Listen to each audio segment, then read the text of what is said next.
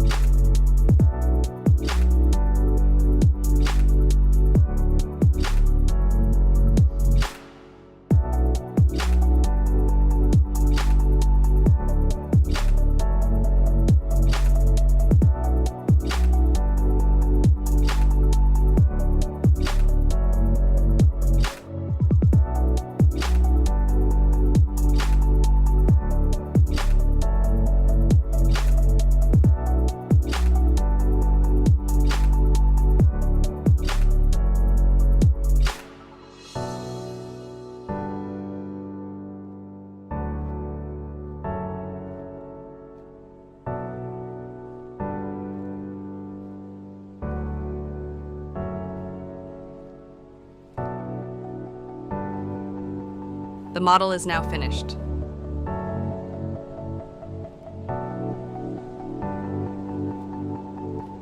Thank you for watching.